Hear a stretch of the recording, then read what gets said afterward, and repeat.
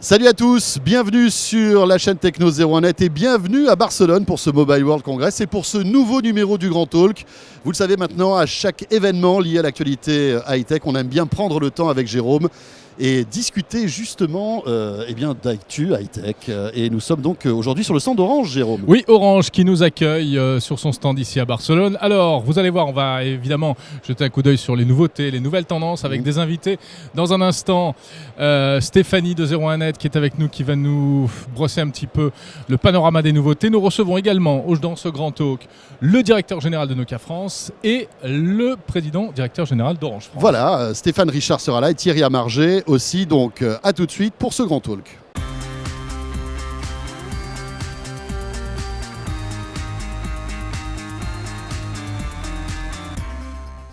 Bon, en tout cas, on est bien installé, Jérôme. Hein. Tu as vu canapé, grand confort, grand luxe, four café, tout va bien. Et des invités de marque aussi. Stéphanie Molinier est avec nous. Bonjour Stéphanie. Bonjour François. Notre consoeur de 01net.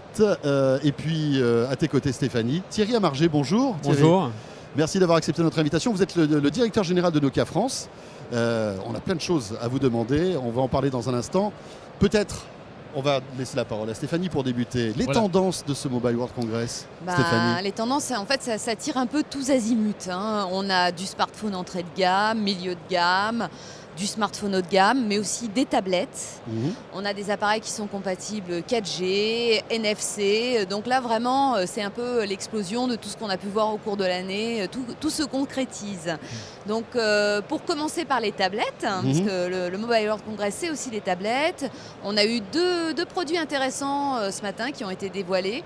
La tablette de Samsung, la Galaxy Note 8 pouces. Donc petit format, un peu comme... Exactement, complément de gamme, parce qu'on avait la 10 pouces, on avait également le smartphone Galaxy Note, et maintenant on a la petite tablette qui vient chatouiller un petit peu l'iPad mini, téléphone, je crois. Hein. Et qui permet de téléphoner. Voilà, alors je ne sais pas comment on peut téléphoner avec un truc de 8 pouces à l'oreille. Bon, on utilise de préférence un kit main libre, une oreillette Bluetooth, c'est plus facile. Thierry Amargé, on peut téléphoner avec une tablette de 8 pouces, à votre avis? Apparemment, oui. C'est pas dans les plans de Nokia pour l'instant, Nokia ce se genre concentre sur d'appareil. les smartphones. Donc, on a annoncé, après le succès commercial du 920, on a annoncé un élargissement de la gamme avec donc 2 nouveaux produits annoncés aujourd'hui dans la gamme Lumia de smartphones. Donc le 720 en milieu de gamme et le 520, qui est un téléphone qui va rentrer en entrée de gamme avec toute l'expérience. Les expériences d'un téléphone haut de gamme, mais un prix retail en France qui sera un prix recommandé de 199 €. Donc vraiment l'expérience smartphone mis dans la main de tous les consommateurs. Et pour ce prix-là, qu'est-ce qu'on a pour 199 €? Qu'est-ce que vous nous mettez dans le package? Alors c'est une expérience assez complète, puisque appareil photo, Internet avec Internet Explorer, c'est l'expérience Windows Phone 8. C'est également l'expérience des solutions et des applications Nokia, donc un GPS à guide vocal qui est inclus. C'est aussi de la musique gratuite, donc AMX Radio. Beaucoup de musique on peut écouter en streaming, mais également... Donc c'est un vrai smartphone, enfin voilà, il y a toutes les capacités d'un smartphone. Absolument. Vous avez annoncé également, je crois, un appareil à très très bas prix, aux alentours de 15 €. Voilà, donc on a annoncé aussi pour les... Alors là, vous allez faire moins le malin. Hein. À mon avis, il n'y a pas la radio, il n'y a pas la photo. Ah si, il y a la radio. Il y a la radio. Non, mais on n'est pas sur du smartphone. Non, on n'est pas sur du smartphone, on est bien sûr sur du très entrée de gamme, pour les marchés émergents. Et on discutait d'ailleurs peut-être aussi pour un deuxième téléphone, puisque c'est un téléphone qui a une batterie exceptionnelle qui peut durer jusqu'à 1 mois. Il sera disponible en France? On n'a pas encore décidé si vraiment il y aura un intérêt pour le marché français. C'est bien sûr pour les marchés émergents, mais pourquoi pas. C'est un téléphone qu'on pourrait amener en France. Il y a l'intérêt des retailers. Puis il ne sera pas tout à fait à 15 €, parce que 15 € c'est le prix hors taxe, etc. Non, je pense qu'il sera autour de 24, 25 € en France. Ouais. D'accord. Et ça, c'est prévu pour quand? Enfin bon. Donc ça, c'est prévu au cours du deuxième trimestre. Donc tous ces téléphones que je vous ai annoncés, donc le 720 et le 620, seront disponibles à partir du début du deuxième trimestre en France. Voilà. Ouais. Stéphanie, encore un mot sur les tendances, parce qu'on le voit, on l'a remarqué avec Jérôme ici. C'est la tendance du smartphone pour tous, c'est-à-dire le smartphone à petit prix. On a l'impression que les prix baissent, il y a une volonté aussi de la part des constructeurs de baisser les prix des smartphones. Alors il y a toujours une volonté le haut de gamme sûrement. À 650, 800 €, mais bon. Oui, voilà, mais ça reste quand même pas le smartphone qu'on va s'acheter tous les jours. Donc certains constructeurs misent vraiment sur le smartphone entrée de gamme. Et c'est aujourd'hui possible avec Android. clairement, parce qu'on arrive à un niveau c'est un OS maintenant qui est quand même relativement mûr et qui offre des performances qui peuvent être assez sympas, même quand le terminal ne coûte que 200 €. Et c'est le choix qu'a fait Acer, qui a dévoilé pour le Mobile World Congress 2 smartphones à petit prix, le Liquid E1 et le Z2. Qui sont à quoi Je crois que c'est 100 et 200 €. Ah oui, 100 et 200 €. Oui. Thierry Marger, on parle d'Android.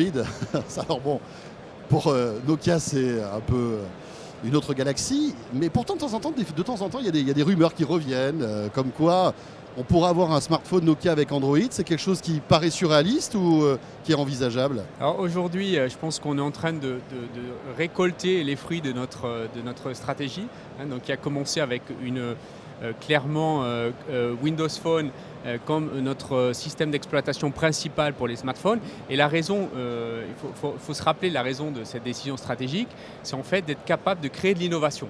Parce qu'aujourd'hui, on regarde d'autres écosystèmes, c'est quand même difficile pour les fabricants. Alors, il y a une guerre des spécifications techniques, écran, oui, etc. C'est difficile de se différencier. C'est difficile de se différencier. Les constructeurs rajoutent des couches aussi logicielles, rajoutent leur spécificité parfois. Bien sûr, je pense que chacun essaye de trouver des différenciations.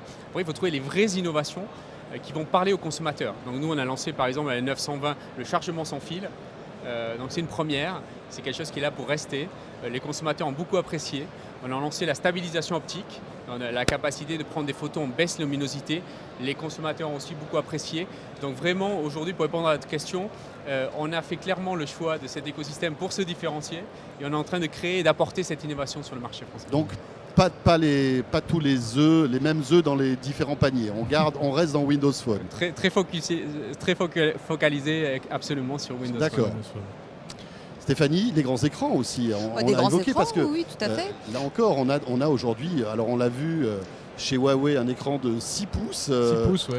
Alors ça, oui, il avait été dévoilé au reste un CES. smartphone, hein. Finalement, Ouais, il a le été Mobile dévoilé World au CES. Congress, on a l'air de repartir un petit peu sur des bases un petit peu en dessous, 5 pouces, mais c'est déjà énorme 5 pouces. Il faut quand même avoir Mais on se en rend compte poche. que d'année en année, Apparemment, ça marche. Hein. la taille moyenne de l'écran du smartphone augmente. Mais oui, mais c'est pas difficile. Ouais. Une fois qu'on a eu un smartphone grand format en main, on peut plus On peut revenir plus en redescendre. arrière. Ça, c'est Donc clair. de toute façon, ça peut pousser que vers le haut. Et on a a priori une annonce Asus sur le salon d'un appareil qui ferait 7 pouces. Bon là, ça fait carrément ovni parce qu'on est sur finalement la taille d'une tablette. Oui, d'une une tablette. mini-tablette. En fait, à mon avis, ils vendent plutôt ça sur le fait que ce soit une tablette avec une fonction téléphone Téléphonie. portable. On Le imagine. téléphone devient complètement optionnel. Mhm. Imaginez Complètement. avoir un truc comme ça de 7 pouces à l'oreille, c'est pas possible. Ou alors avec une oreillette Bluetooth, c'est clair. Ouais. Mais on se rend compte, encore une fois, qu'avec ces tailles d'écran qui évoluent, hein, qui agrandissent, il y a un constructeur qui est un peu sur le bas-côté de la route, c'est Apple, qui reste avec ses petits écrans, alors qu'il va peut-être innover et proposer des tailles d'écran plus grandes. Mais on se rend compte que l'écart, le fossé technologique se creuse, non? Se creuse complètement, oui, tout à fait. Là, 4 pouces, ça devient finalement voilà, Cliquet. assez standard, on va dire. C'est dingue, Donc oui, on espère qu'Apple réagira rapidement, n'attendra pas un an ou deux pour passer à des formats vraiment 5 ou 6 pouces. D'accord. On verra. Bon, en tout cas, on n'en sait rien, puisqu'évidemment, Apple n'est pas là. Comme Bien sûr, d'habitude. comme chaque Jamais, année, c'est le jamais. grand absent. Jamais. Alors, cela dit, il n'est pas le seul, parce qu'on s'aperçoit que cette année, à cette édition 2013, il y a pas mal de poids lourds qui ont réduit la voilure très clairement. Pas de grands shows de Samsung, par exemple. Vous, Nokia, vous êtes toujours présent. Pour quelle raison? Vous continuez à jouer le jeu, en fait? Je pense qu'effectivement, c'est important de jouer le jeu. C'est une année importante. 2013, une année importante pour Nokia, puisqu'on a eu des bons résultats en Q4, une bonne dynamique. Il faut maintenant consolider ces bons progrès, ces gains de market share, de part de marché qu'on a fait en Q4, cette bonne dynamique. Il faut la consolider. Donc 2013, c'est une année importante pour nous.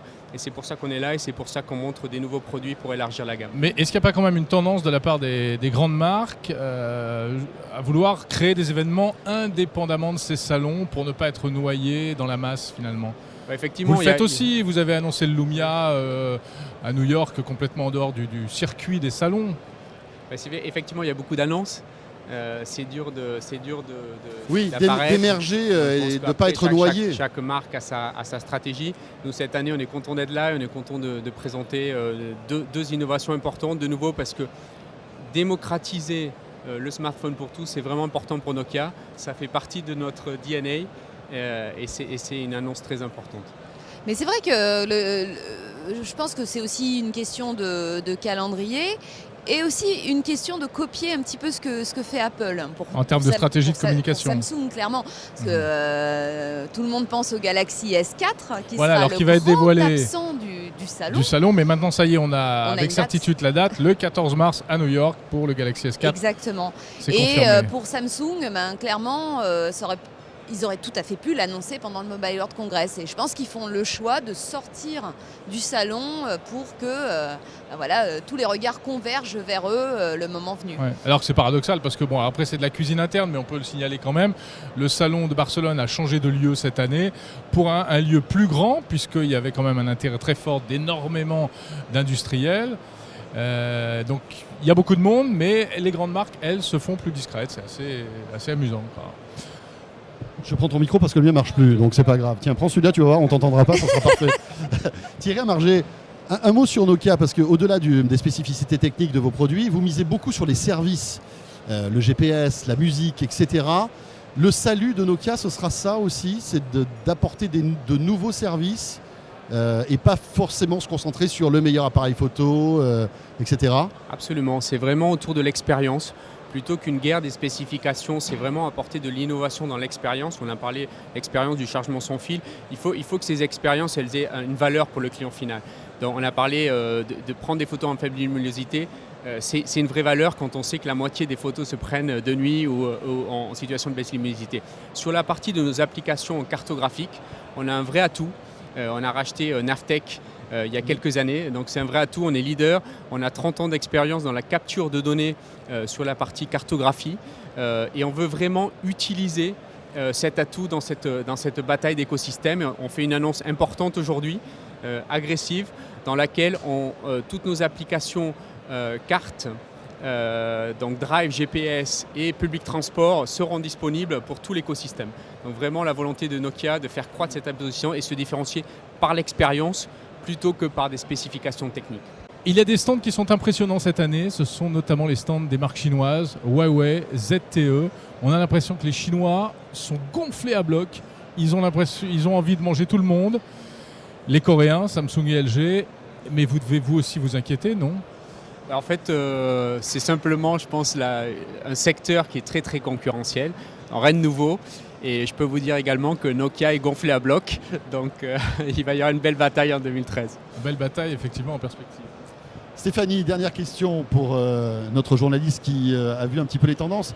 Il y a des produits amusants, rigolos, drôles qui ont été présentés lors de ce Mobile World Congress. J'imagine qu'il y en a des tonnes, je n'ai pas encore tout vu, mais on peut signaler le smartphone de Yota Device, qui est une filiale d'un opérateur russe.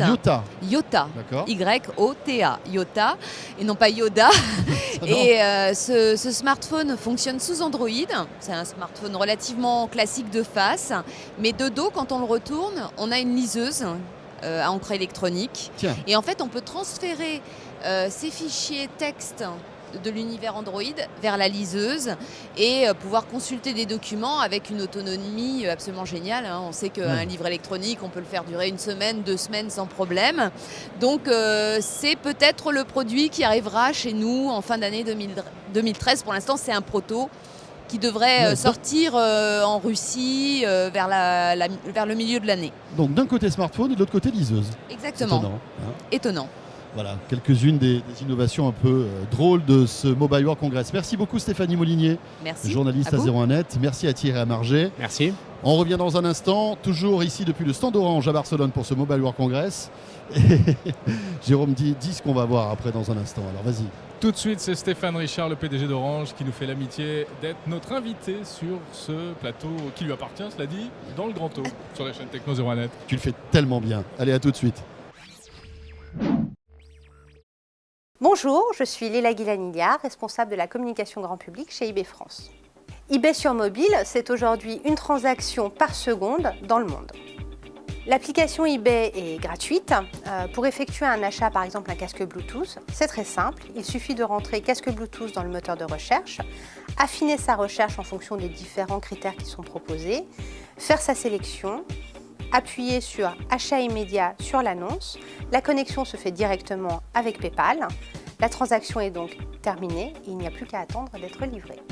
L'application eBay est disponible sur Android, iPhone, Windows Phone, BlackBerry et bien entendu les tablettes.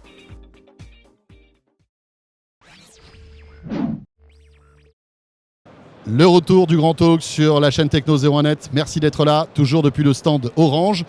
À Barcelone, on traite ensemble bien sûr de l'actualité de la téléphonie mobile avec Stéphane Richard qui vient de nous rejoindre. Bonjour Stéphane Richard. Bonjour. Et toujours Stéphanie Molinier, donc journaliste à 01net.com. Alors Stéphane Richard, on se posait la question avec François.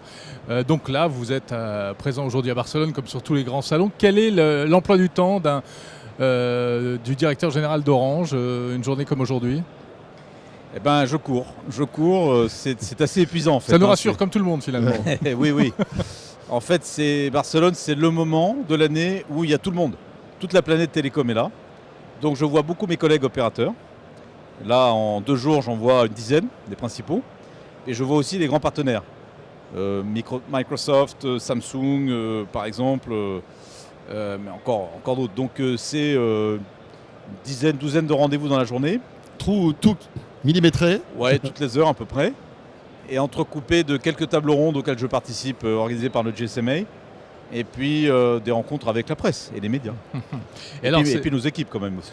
Et vos rencontres avec vos partenaires ou avec vos concurrents, en fait, vos concurrents européens, c'est quoi ? C'est purement pour entretenir les bonnes relations ou il y a des dossiers chauds à traiter très concrètement ? Avec la plupart d'entre eux, on a des sujets de discussion. Soit parce qu'on a des coopérations dans certains pays. Par exemple, là, hier soir, j'ai vu mon collègue et ami René Obermann de Deutsche Telekom. On a des sociétés communes en Angleterre dans les achats. On a un accord de partage de réseau qu'on est en train de faire évoluer en Pologne. Donc on a toujours des sujets opérationnels. On a des sujets plus larges aussi sur l'industrie. Là, tout à l'heure, je vais voir Vittorio Colao, le patron de Vodafone. Avec lui, on a un accord ici en Espagne. Donc en général, on évite de parler des sujets de friction. Et on parle plutôt de ce qu'on peut faire ensemble et puis un petit peu des sujets d'intérêt général. Est-ce que vous parlez entre vous du roaming et du tarif du roaming pour le faire baisser pour le client ? Oui, enfin, en tout cas, ça me rassure. Oui. C'est un oui timide quand même. En tout cas, ce qui est clair, je crois, c'est qu'aujourd'hui, il y a eu une vraie prise de conscience de l'industrie que ce sujet du roaming nous a beaucoup desservi en termes d'image auprès des clients qui ont eu l'impression qu'on leur pratiquait des prix complètement délirants. Comment ça va se passer ? Comment ça va évoluer à votre avis, tout ça ? Il y a déjà des règles européennes qui rentrent en Bien vigueur, sûr. puisque les prix à l'intérieur de l'Union européenne vont baisser beaucoup, ont déjà beaucoup baissé et vont continuer à baisser. Et je pense qu'au-delà de ça, on va multiplier les accords transcontinentaux qui vont permettre d'abaisser considérablement les prix du roaming. Ça, c'est une bonne nouvelle. Oui. On sait d'ailleurs que vous seriez favorable à une espèce de marché européen des télécoms. Ça voudrait dire quoi concrètement ? Aujourd'hui, en fait, il n'y a pas d'Europe des télécoms. C'est-à-dire qu'aujourd'hui, en Europe, il y a 27 pays avec 27 régulateurs, 27 autorités de la concurrence et en plus de ça, le niveau européen. Donc quand on parle de consolidation en Europe, on se lamente parce qu'à 140 opérateurs en Europe, il y en a 4 aux États-Unis et 3 en Chine. C'est dû, ça, très largement, au fait que l'Europe est totalement fragmentée et que donc les positions concurrentielles sont appréciées pays par pays. Vous voyez, aux États-Unis, vous ne vous demandez pas quelle est la part de marché d'ATT à New York, à Miami ou à Los Angeles. C'est global. Bon. Vous raisonnez de façon globale sur un territoire unique. Ça n'est malheureusement pas le cas en Europe. Et en Europe, on continue à regarder ce que pèse France Télécom en France, en Espagne, en Belgique, etc. Donc, c'est vrai qu'il y a un grand défi devant nous qui consisterait à finalement tirer toutes les conséquences de ce grand marché qu'est l'Europe en créant un espace sans frontières des télécoms avec un seul régulateur et un seul commissaire chargé de la concurrence qui vérifierait les positions concurrentielles et le comportement des acteurs, mais à l'échelle européenne, pas à l'échelle des pays par pays. Ça va faire plaisir à l'ARCEP, ça. Et ça, écoutez, peut-être pas, mais il faut savoir ce qu'on veut. Oui, non, bien sûr. Si on veut être un continent qui peut se comparer aux États-Unis ou à la Chine, on a 500 millions de consommateurs en Europe, il faut aller vers cette voie-là. Moyennant quoi, au lieu de 140 opérateurs, on en aura peut-être plus que 5 ou 6. D'accord. Stéphane Richard, en se baladant dans ces allées du Mobile World Congress, vous devez boire quand même du petit lait. Tous les constructeurs mettent en avant la 4G. La 4G, c'est génial. Le coût des mobiles 4G est en train de baisser. voilà, il suffit d'ouvrir les vannes du réseau maintenant. C'est parti. Oui, je crois que le virage est bien engagé. Et donc maintenant, les opérateurs comme nous, enfin en tout cas, on a clairement à cœur de développer le plus vite possible la 4G pour la rendre accessible au plus grand nombre. Donc je peux vous dire, on est vraiment décidé à mettre les bouchées doubles. On a déjà annoncé des objectifs ambitieux, mais je pense qu'on va encore les Vous relever. souhaitez accélérer le calendrier de couverture? C'est possible? Oui, on a, par rapport à ce qui était prévu il y a un an, on a déjà décidé d'aller 2 fois plus vite. 2 fois plus vite. Le nombre de sites d'antennes 4G qu'on va ouvrir en 2013, c'est le double de ce qu'on avait prévu il y a un an. Donc on va beaucoup plus vite. Deuxièmement, vous savez que la 4G en France, elle va se faire pour l'instant sur 2 bandes de fréquences, 2,6 GHz et 800 MHz. J'ai une petite question pour vous là-dessus. Oui, je m'en doute. Il y a eu un petit retard sur le 800, sur les fréquences basses, qui était lié notamment à des problèmes d'interférence avec les radars de l'aviation civile. Ce problème est en train d'être résolu. Et donc, je peux dire que 2013, ça va être l'année du développement massif, rapide du 800 MHz. Ce qui fait qu'en additionnant ces deux spectres, 2,6 et 800, on va arriver à lancer vite la 4G en France, je pense. Et en tout cas, nous, on s'est fixé un objectif de 30% de couverture à la fin de l'année. Et j'espère qu'on sera nettement au-dessus. Très bien, justement, Alors, j'enchaîne. la question qui fâche, vas-y, je t'en prie. Non, mais c'est vrai qu'il y a une grosse polémique en ce moment concernant justement ces fréquences 4G. Bouygues Telecom souhaiterait ouvrir ses anciennes fréquences 2G pour les convertir en 4G. L'ARCEP n'est pas loin de lui donner raison. Voilà, le gouvernement accorder, visiblement aussi. En tout cas, tout ça, c'est encore des rumeurs. Je crois que rien n'a été acté visiblement. Vous, SFR, Orange, vous êtes contre. Si Bouygues arrive à voir ce qu'il veut, comment allez-vous réagir? Alors, il faut être précis là-dessus. Nous ne sommes pas contre ce qu'on appelle le refarming de la bande 1800 pour faire de la 4G, c'est-à-dire l'utilisation de ces fréquences pour faire de la 4G. On n'est pas contre du tout. D'ailleurs, ça n'aurait pas de sens. Ce sont des anciennes fréquences 2G qu'on comprenne bien, c'est ça? Ce sont des anciennes fréquences 2G pour l'essentiel, absolument. On n'est pas contre, notamment pour une raison simple, c'est que Vous pourriez faire pareil. on n'a pas le choix, puisqu'il y a une directive européenne qui date d'il y a 18 mois et qui a établi le principe de la liberté d'utilisation des fréquences pour les opérateurs. Donc, c'est un combat d'arrière-garde que nous n'allons pas faire. Par contre, ce que nous disons, c'est qu'il y a un vrai sujet sur l'équité concurrentielle dans ce domaine qui pose le problème du calendrier de l'ouverture et éventuellement du prix d'utilisation de ces fréquences. Je m'explique. Il y a un an, le gouvernement a décidé de vendre, cher quand même, 3,6 milliards d'euros, des fréquences pour faire de la 4G.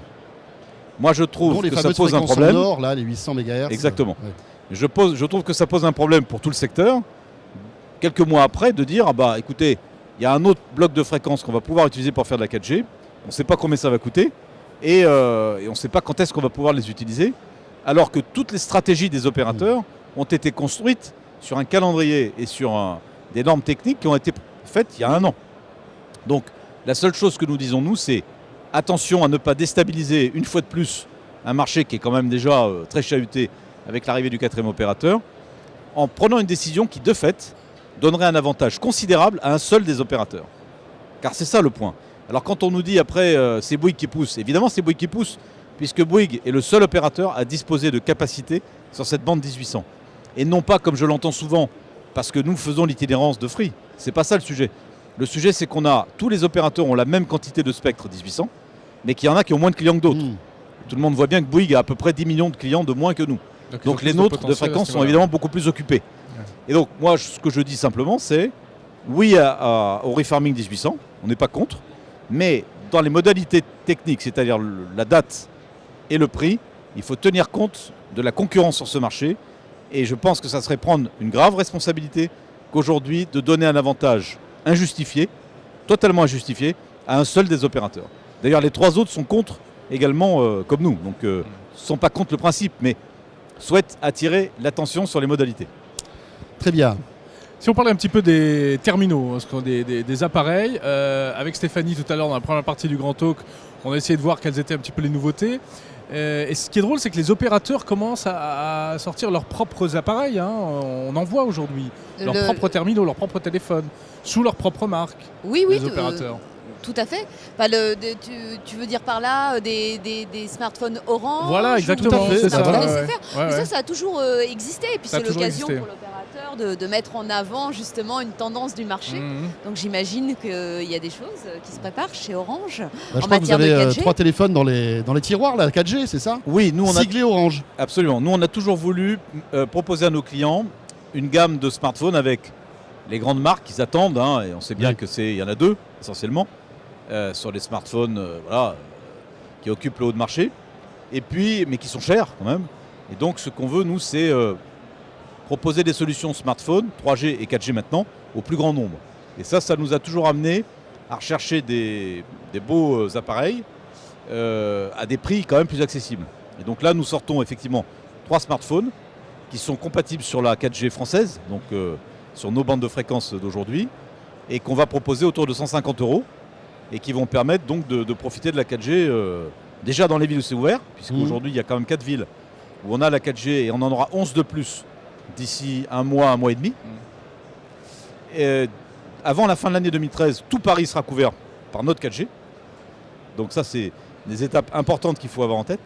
Et donc pour un nombre croissant maintenant de clients, on va pouvoir utiliser la 4G avec une gamme de terminaux Voilà, avec des qui commence téléphones déjà à être un petit peu qui plus seront étoffés. plus accessibles en fait avec des subventions, Exactement. etc. Exactement. Stéphane Richard. Pardon, mais l'ouverture 4G chez Orange pour le grand public, c'est pour quand? Alors les offres grand public, c'est avril, donc c'est demain. Et ensuite, naturellement, pour que ça puisse vraiment décoller, il faut que les réseaux soient allumés progressivement. Donc, Oui, que les villes je soient vous l'ai dit, couvertes. on accélère à mort, mais bon, quand même encore quelques mois. Et puis, il faut qu'on Vous ait des les terminaux. épuisez, vos techniciens, là. Ils sont... Ah, nos techniciens, entre la fibre et la 4G, je peux vous ils ont assurer du que c'est boulot. une année, Ouais. effectivement, une année dense. C'est vrai. Encore une question sur les terminaux et peut-être prendre un peu de recul par rapport à tout ça. On voit qu'aujourd'hui, vous le disiez, il y a 2 gros constructeurs, Apple, Samsung. Est-ce que le rôle d'un opérateur, c'est pas aussi de créer peut-être une 3e puissance? On voit que ici, le logiciel libre est en train de monter, Firefox lance son OS, Ubuntu lance son OS. Est-ce que ça vous donne pas envie de pousser un petit peu plus ce genre d'appareil avec du logiciel libre et d'avoir une 3e force, on va dire? Si, complètement. Dans le monde numérique d'aujourd'hui, 6 milliards d'utilisateurs de téléphones mobiles, c'est absolument incroyable de penser qu'il y a 2 entreprises dans le monde, 2 seulement, qui captent la totalité des profits. Elles n'ont pas la totalité du marché, mais plus de 100% d'ailleurs même des profits dans l'industrie des terminaux est assuré par 2 constructeurs, Apple et Samsung. Bah, il le mérite sans doute. Si on rajoute à ça, oui, il le mérite totalement, non, Mm. mais je conteste pas ça. Si on rajoute à ça le fait que Apple, on le sait, développe un modèle qui est très fermé. Tout est conçu pour que, certes, le client soit heureux à l'intérieur du modèle, mais quelque part quand même un peu emprisonné. Que ce modèle fermé, comme tous les modèles fermés de l'histoire, est fragile. Quelle que soit la puissance d'Apple aujourd'hui, on le voit bien d'ailleurs depuis l'été où il commence à y avoir des fissures dans tout ça. Quelles vont être les prochaines générations? Est-ce qu'ils sont capables de renouveler continuellement leurs appareils, l'iPhone, l'iPad, etc. Vous pensez qu'ils sont capables pour de... maintenir leur suprématie? Vous pensez qu'ils sont capables justement de rebondir? Je ne sais pas, mais en tout cas, il y a une question qui se pose, s'ils sont forts. Mm. Mais est-ce qu'on peut rester pendant des années et des années à ce niveau-là de suprématie technologique? C'est quand même un sacré pari. En face de ça, vous avez Samsung, qui est une entreprise exceptionnelle. Moi, je suis toujours impressionné quand même de leur puissance. Ils ont un spectre technologique qui est beaucoup plus large, qui va des chipsets à la fabrication des écrans, des operating systems et tout. Bon, et donc, au-delà de ces 2 mastodontes, moi, je crois que les opérateurs comme nous, on a vraiment intérêt à nourrir, à pousser d'autres acteurs dans l'écosystème. Mais il y a déjà eu des essais. Vous aviez essayé de lancer un Il OS faut continuer, qui bien avait été sûr. avorté. Mais il faut toujours continuer. Donc, il y a Windows 8 d'abord. Oui. Nous, on est un des grands, on est un Mhm. supporter quand même de Windows 8 avec Nokia. Avec Nokia, ouais. Nous soutenons aussi un autre OS qui s'appelle Tizen, qui est développé par Samsung, dans lequel il y a Intel également, et où on veut faire venir d'autres grands partenaires. Mhm. Ce matin, j'en ai parlé avec le patron de China Mobile, 750 millions de clients, qui je crois est assez intéressé à rejoindre un peu cette association. Donc voilà, les opérateurs continueront inlassablement à multiplier les efforts pour qu'il y ait au moins un 3e grand acteur dans l'écosystème. Ça pourrait être qui donc? Microsoft à votre avis? Ça peut être Microsoft, Mm. oui. Ça peut être éventuellement Tizen ou Mozilla, puisqu'on a eu une présentation sur Mozilla aussi hier. Mais c'est vital qu'on ne soit pas dans cette espèce de duopole entre Apple et Samsung. Et les constructeurs chinois, on en parlait tout à l'heure avec votre prédécesseur sur ce canapé, Huawei, ZTE, etc. Comment vous les voyez aujourd'hui? Ils sont très forts dans les équipements de réseau. Dans les terminaux, c'est plus compliqué. D'abord, ils font des pertes, les 2. Et ils ne font des terminaux que sous Android. Donc ils ont cette vulnérabilité-là qui dépend de l'operating system de Google. Donc ils existent et c'est bien. Et c'est grâce à eux aussi qu'on peut avoir des smartphones moins chers. Mais ils n'ont vous, c'est pas pas, encore, la plénitude, disons, de la maîtrise technologique aujourd'hui de Samsung ou d'Apple. Parce qu'il leur manque quelques briques essentielles. Merci Stéphane Richard, merci de nous avoir accordé Je vous en ces prie. quelques minutes dans votre agenda barcelonais chargé. Je cours, je pars. Merci beaucoup. Merci beaucoup. Directeur général d'Orange, et merci aussi à Stéphanie Molinier. Voilà, c'était le Grand Talk depuis Barcelone, depuis le stand d'Orange. Alors je vous invite à aller sur la chaîne Techno01net pour voir tous les reportages qu'on vous a concoctés avec toutes les nouveautés de tous les constructeurs et les tendances de ce salon. À très vite. Voilà, salut à tous, on se retrouve dès demain, vous le savez.